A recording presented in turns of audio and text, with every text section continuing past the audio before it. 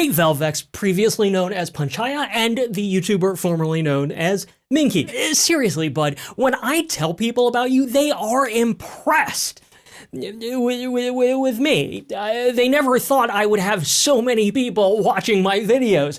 Then I have to explain how you're just one person who, you know, changes their handle for each new phase of the moon, to which those same people always start nodding in this very condescending way, as if the frequency of your name change makes entirely more sense than, you know, people watching my videos. Anyway, yes, it has been a while since we've done one of these.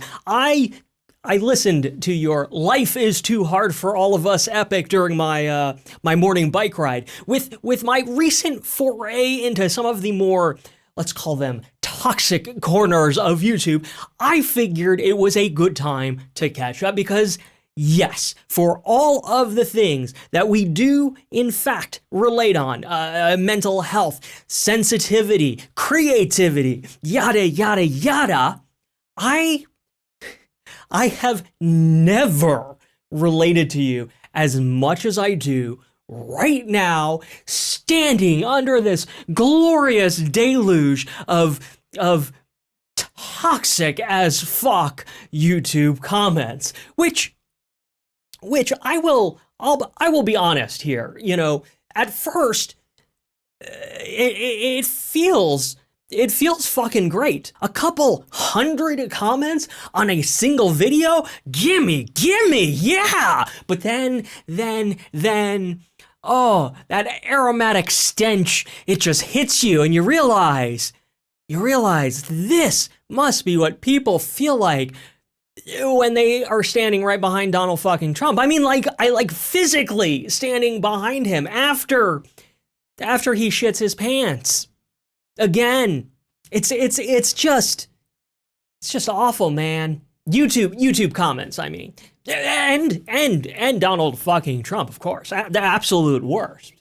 So here is the hook, my friend. Hurt people, and yeah, sure as shit. Oh God, so much shit. Hateful people do indeed hate people.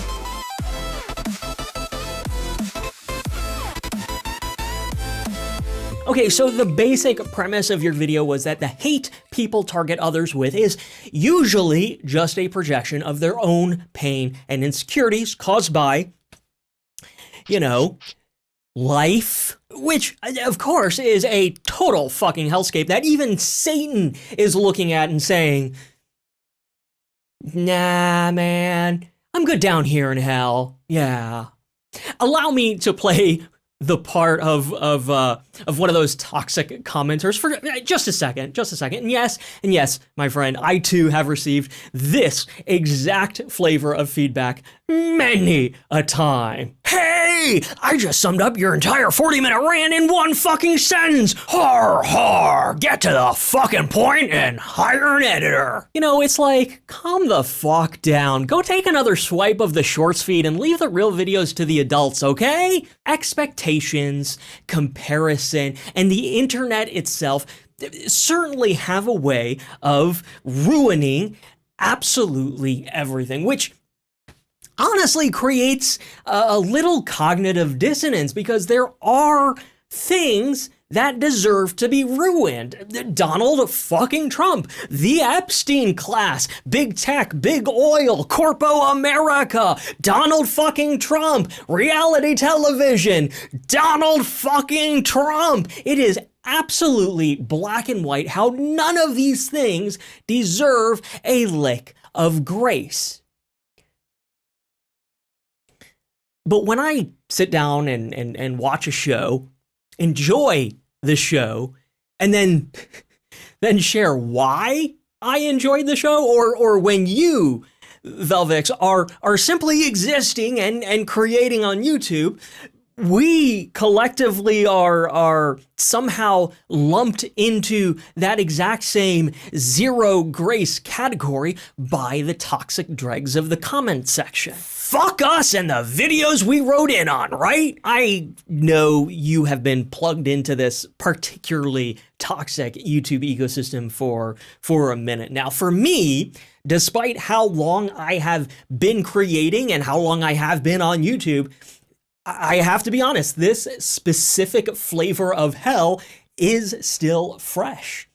And, well, the last few weeks, it's been an absolute gauntlet. The upshot to this gauntlet, though, is that I'm very quickly learning what kind of person I want to be on this platform and what kind of videos I truly want to make. We already know the internet reduces everything to the lowest common denominator, eliminating personal accountability. People can leave hateful comments simply because they can.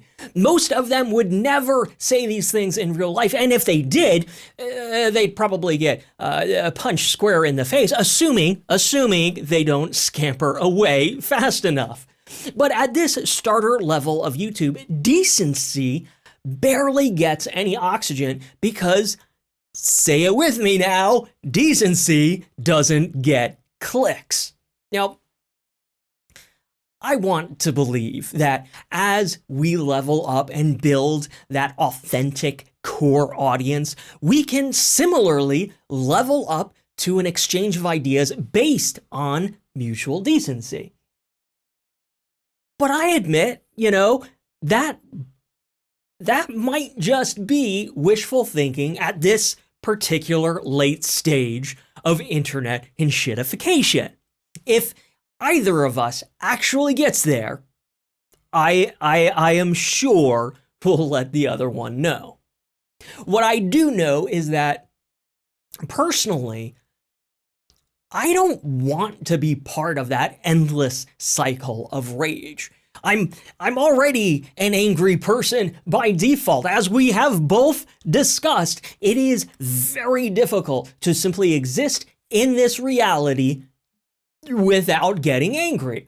But I think that awareness, knowing our tendency to rage and actively not wanting to be angry all the damn time, I really believe that is our advantage. We can see the cycle spinning in real time, and at our best, at our very best, we can be shrewd enough to think our way through alternatives to raging the fuck out in the first place.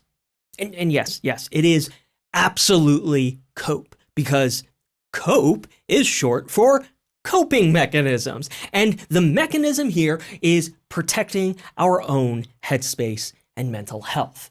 That's not dismissing the things that legitimately deserve our anger, but it is controlling how we react. I see you doing this in real time, calming down, letting go of the rage, and seriously, bud, seriously, it makes me proud. For me, even though I want out of the rage cycle, like I already said, it is still the level of YouTube I'm currently navigating. And I still want to talk about movies and shows I like or dislike without falling into that toxicity trap. It is a weird fucking mindfuck, Sometimes the worse a movie or show is, the more fun it is to talk about. To get any traction, the algorithm basically forces you to court controversy just to get a sliver of exposure. But there is an important distinction to make here.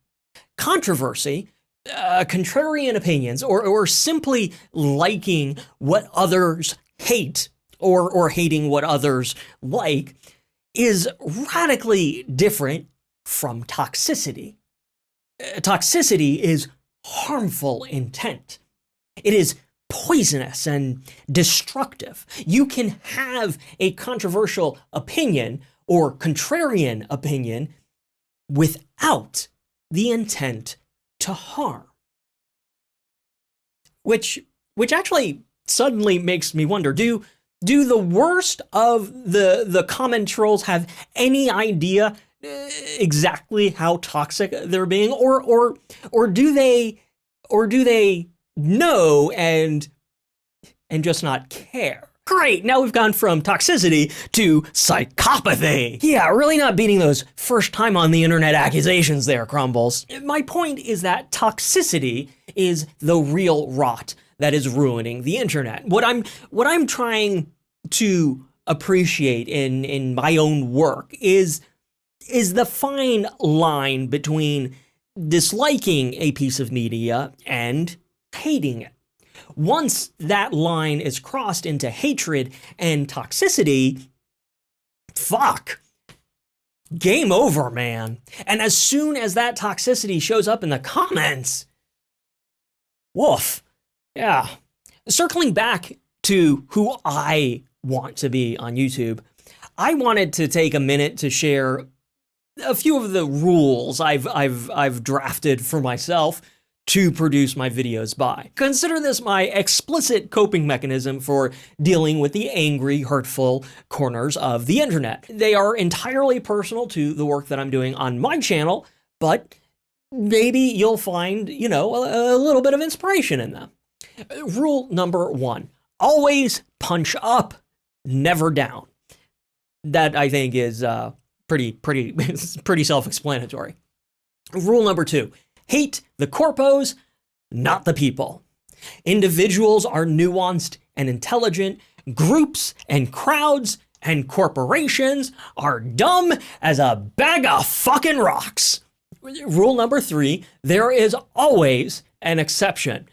Donald fucking Trump, his cult, Nazis, billionaires, genocidal warmongers, and all of their enablers are the absolute exceptions to rule number 2. Some things are black and white, and I refuse to both sides these things. If people, viewers, have a problem with that, fan-fucking-tastic. Get the fuck out. Rule number 4, explore the why. As I develop my YouTube scripts, I want to make an honest attempt to explore why a creative choice was made. A movie might have glaring flaws, but why do those flaws exist in the first place? That, for me, is infinitely more interesting than a binary this good, this bad review. Rule number 5, honor the biases. I've been saying this a lot lately, but it is true. I have a lifetime of personal biases that shape how I view things, just like everyone else. And art is subjective. It changes dynamically depending on who is looking at it. And let's just take a moment there and appreciate how fucking cool that is. Something that dynamically changes depending on who is looking at it. That's fucking awesome. And as long as things don't veer into toxicity, let's also acknowledge and celebrate that diversity of perspective. All right, so yeah, that was a little on the rambly side, but hey, in all fairness, my friend, it is very much in line with your own style. And finally, I really do hope you're doing well, bud.